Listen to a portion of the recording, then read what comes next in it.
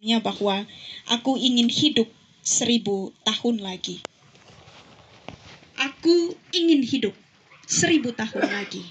Ini penggalan singkat yang cukup terkenal Bapak Mama, yang menyatakan bahwa bagi seorang Chairil Anwar, sebuah keinginan dasar manusia adalah untuk hidup dalam jangka waktu yang panjang. Mungkin tidak sampai 1000 tahun, tapi setidaknya kotong orang tua bisa lihat kotong anak-anak besar. Mungkin tidak sampai 1000 tahun, tapi setidaknya sebagai papa dan mama yang tiap-tiap waktu hidup bersama-sama dengan keluarga dan kotong anak-anak, kotong lihat dong sukses dalam hidup. Mungkin sampai 1000 tahun, tapi setidaknya kotong mengantar kotong anak-anak untuk ada di jenjang pernikahan. Chairil Anwar dengan sederhana mengukrirkan itu dengan mengatakan, beta ingin hidup 1000 tahun. Dan kalau bisa kotong minta tambah di Tuhan, itu jangka hidup waktu yang lama itu tanpa diikuti dengan sakit penyakit, tanpa diikuti dengan penderitaan, tanpa diikuti dengan kedukaan dan berbagai macam hal. Bapak Mama Saudara kasih Tuhan, memang keinginan dasar setiap kita manusia adalah hidup lama. Karena itu ketika ada kelahiran, kotong bersuka cita luar biasa, mempersiapkan segala hal, beli baju, mempersiapkan tempat tidur, siap popok, dan seterusnya. Tapi ketika bicara tentang kematian, tidak banyak kita mempersiapkan. Kenapa? Karena kotong pilih hidup yang panjang, bukan mati lebih cepat. Tapi apalah daya Bapak Mama Saudara, kehidupan yang namanya hidup nafas setiap makhluk hidup itu berdampingan dengan kematian, berdampingan dengan penderitaan. Karena itu tidak heran ada yang mengatakan, pengkhotbah dalam Alkitab mengatakan bahwa semua ada di waktu. Ada waktu untuk hidup, ada waktu untuk mati. Pemazmur mengatakan bahwa hidup kotong manusia ini sama kayak pagi hari kotong mekar seperti rumput, kemudian ketika sore kotong menjadi layu.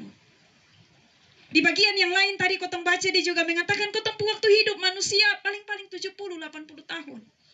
Tapi kemudian itu diisi dengan penderitaan dan sakit penyakit. Artinya apa Bapak Mama? Artinya mau betapapun kita mempertahankan kehidupan kita, sudah ada yang bisa beli napas. Tidak ada satupun hal yang bisa kotong lakukan untuk memperpanjang kotong punya jangka hidup. Menambah satu saja detik kotong penjangan hidup. Tidak ada yang dapat kotong lakukan. Kotong hidup semua diatur oleh Tuhan. Diatur dalam jangka waktu Allah, dalam rencana Allah. Sudah ada yang mampu kotong lakukan. Nah, Mama Saudara kasih Tuhan, meskipun kotong tahu bahwa kematian dan penderitaan ini hal yang pasti dialami, tapi juga harus kotong jujur akui bahwa banyak kali penderitaan bahkan kematian itu sering dijadikan bahan pertanyaan bagi Tuhan. Kotong mempertanyakan kuasa Allah. Kotong mempertanyakan Tuhan ada di mana. Kotong berdoa untuk kotong mama, kotong orang tua sembuh. Tapi yang Tuhan terjadi adalah Tuhan ambil kembali dia. Kotong berdoa supaya kotong mama ada bersama-sama dengan kotong untuk waktu yang lama. Tapi Tuhan pun kehendak lain daripada yang kotong katakan. Tuhan betul ada kosonde. Tuhan betul baik kosonde. Penderitaan dan kematian Bapak Mama banyak kali menjadi sarana kotong mempertanyakan kemahakuasaan Tuhan. Nah, hari ini Bapak Mama Saudara, kita membaca sebuah kisah iman dari seorang yang sangat terkenal, Ayub, dalam perjanjian lama. Seorang yang kalau Bapak Mama baca di Ayub pasal 1 ini, dia terkenal sangat kaya. Orang yang kaya saat itu. Bahkan dia tidak hanya kaya, tapi Alkitab juga mencatat dia orang yang saleh. Dia taat kepada Tuhan.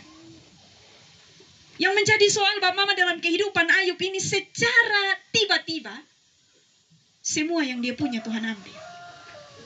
Dia punya anak ada 10 orang, mati semua. Dia punya binatang yang sangat banyak. Orang datang lapor di Ayub bahwa semua diterkam. Dia punya tubuh yang awalnya sehat, bugar, bisa kerja berbagai macam hal. Secara tiba-tiba Tuhan kasih sakit di dalam tubuh.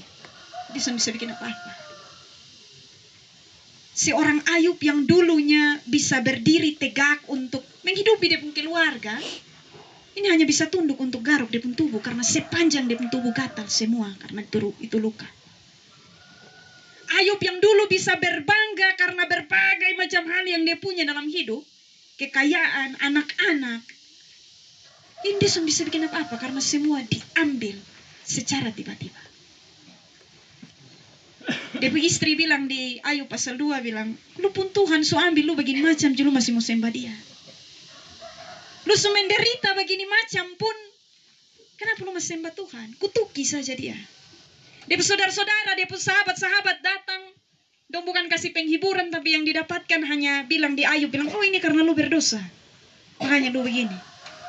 Ini karena lu pun salah, makanya lu begini. Tapi selalu Ayub bab mama sampai pada pengakuan iman. Dia tidak pernah menyalahkan Tuhan atas semua yang terjadi dalam hidup. Sebagai manusia Ayub juga bertanya-tanya. Sebagai manusia Ayub pun bingung kenapa Tuhan buat ini dalam hidup. Kan itu bab mama kalau baca sepanjang kitab Ayub, ini kitab yang isi dengan pengeluhan. Dia tanya di Tuhan, Tuhan buat apa beta lahir? Kalau beta lahir hanya untuk menderita sah. Tuhan kenapa beta hidup saleh?